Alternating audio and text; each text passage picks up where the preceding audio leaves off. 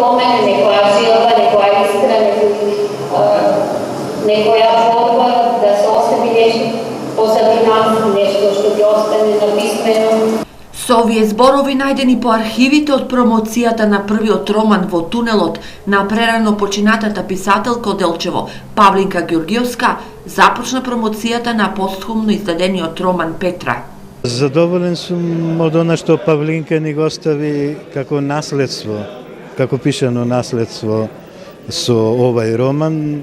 Јас мислам дека ќе се задоволни и читателите, незините стари познаници, а сигурно ќе има и некои нови познаници кои ќе го прочитаат овај роман. Со многу одбрани дијалози од романот, во изведба на аматерите глумци од Делчево, Петра се представи со својот едноставен стил, воден од писателот, раскажувајќи ја судбината за девојката која пораснала во дом за сираци и чија судбина авторката ја градеше се до моментот кога Петра се одлучи да го продолжи животот со брак со незиниот избраник Огнен, а писателката го заврши ненадејно својот живот, испишувајќи ги последните зборови во романот кажани од Петра, а гласат си замина. Иако со предзнак на недовршен ракопис поради прераната смрт на авторката, мислам дека ги издржува сите книжевно-естетски критериуми да го има обликот на роман.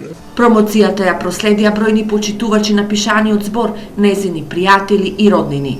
Јас бев промотор и на првата книга на Павлинка, како што кажав и тука, таа знаеше да ги напише книгите на така лесен начин и да ги доближи до сите читатели така што сите се наоѓаа на некое место од романот, на некоја страница. Следува уште еден роман кој ќе го издадеме идната година, исто планираме да го промовираме за незиниот тогаш 56-ти роден ден.